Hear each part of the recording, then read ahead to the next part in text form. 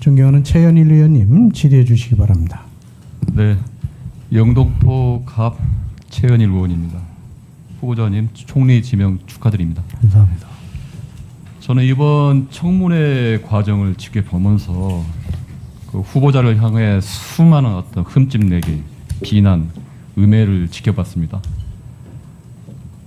후보자의 가족과 또 그 속에 있는 상처를 인정 없이 파헤치고 정확하지 않은 사실관계로 진위를 호도하고 때론 음해하기도 주저하지 않았습니다. 저는 이제 그 사람에 대해서를 좀 판단하려면 살아온 가정 그리고 삶의 궤적을 깊이 살펴보면 또 그분의 어떻게 뭐 재산 문제 등 여러 가지 어떤 철학 그 입장에 대해서 살펴볼 수 있다고 생각합니다. 여기 사진 띄워주시죠. 네. 여기 이제 사진을 보시면 오래된 사진이 하나 나옵니다. 이게 자신들의 길을 가로면 아마 이게 전두환 군사독재 시절인데요. 자신의 그 길을 가로막는 정경들을 향해서 한 중년 여성이 꽃을 달아주고 있습니다.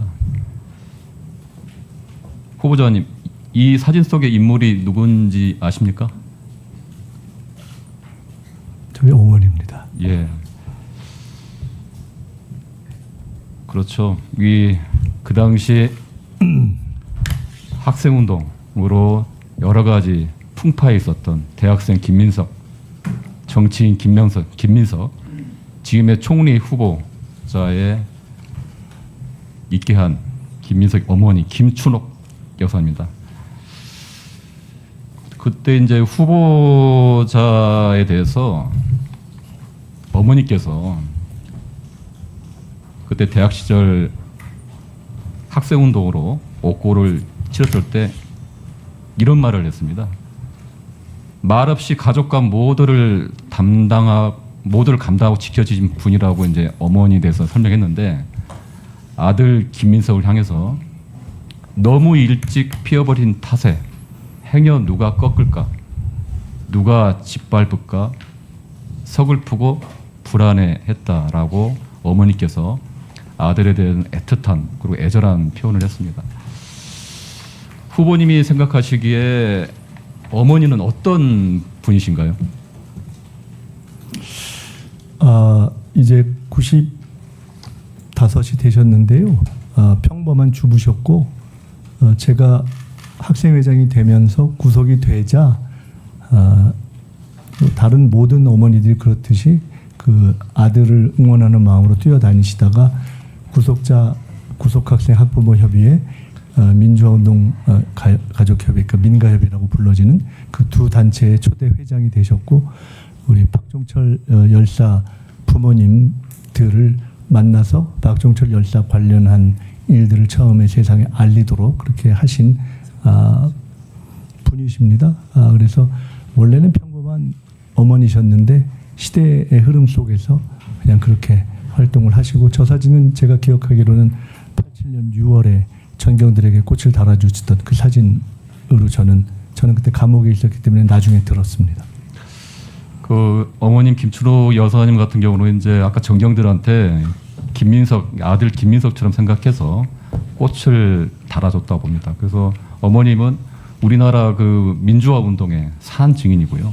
아까 이제 얘기했듯이 민가협을 설립해서 초대 의장을 지냈고 박정철 고문치사 사건도 그 이후 이제 기념사업회를 설립하고요. 또 그리고 저희가 익히 아는 이한열 열사의 병상을 지키고 장례식까지 치렀습니다. 어떻게 보면 한 역사의 산 증인입니다. 아들이 평범한 대학생 아들이 그 아까 5.18 민주화 운동, 미문화 사건 등 이런데 본인이 양심적인 그런 용기와 행동을 하지 않았더라면 어머님도 어떻게 보면 평범한 어머님으로서 아들의 소위 말하는 입신양명을 바라보면서 살아 계셨을 텐데 지금 이제 어머니께서도 이제 아까 이제 민주화 운동 이제 한복판으로 함께 아들과 함께 한복판으로 평생을 투신했습니다. 그래서 이제 아까 이제 후보자님께서 아들을 위해 온몸을 던지고 민주주의에 헌신한 훌륭한 어머니를 둔 아들로서 여러 가지 소회를 했는데요. 저는 이제 이 가족사 또 어머니를 보면서 여러 가지 생각을 했습니다. 후보에 대한 여러 가지 뭐 비판과 편견이 있지만 그 어머님을 통해서 그 부모를 통해서 그 사람의 그 총리 후보의 댐댐임과 살아온 궤적을 알 수 있다고 저는 봅니다. 그 외에도 제가 또 놀란 건 뭐냐면 제가 책을 여러 권을 읽었는데요. 후보가 여러 가지 재산 문제 얘기를 하는데 돈에 대한 욕심, 물욕이 없는 걸로 좀 확인을 했습니다.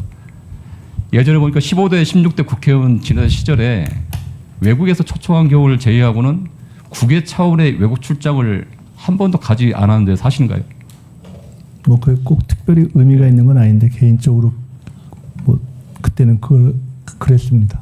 그러니까 의원 생활 6년 동안 나라 돈 쓰는 것이 싫고 국회 차원의 예우는 거의 한 번도 안 해서 상당히 청렴한 그런 정치 행보를 했고요.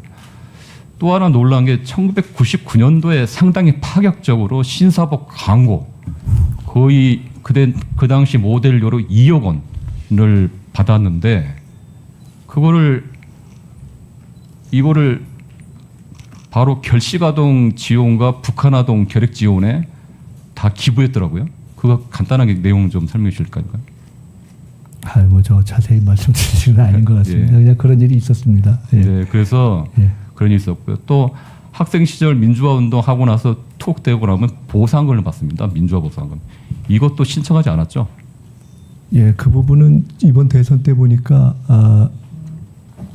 그 김문수 후보께서 그 이슈가 됐던 것 같은데 그 한두 분만 본인이 말씀하신 건 아니고 어떤 유튜브에서 어떤 분이 그 김문수 후보나 한두 분만 그렇게 신청 안 했다 이렇게 했는데 저를 포함해서 꽤 신청 안 하신 분들이 계셨던 걸로 알고 저는 당시만 해도 국회의원이어서 국회의원으로서 충분히 명예를 누려서 제가 보상 신청까지 하는 것은 조금 절제하는 것이 좋겠다 싶은 마음에 그렇게 했습니다. 그때 했다면 한 1억 정도 이상 받았을 것 같습니다. 3년 이상 감옥에 있었기 때문에.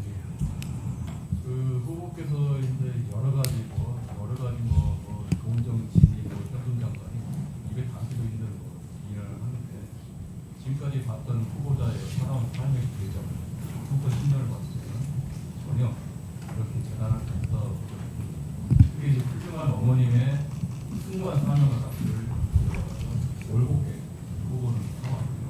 또 보니까 백봉 신사당을 3번 받았어요.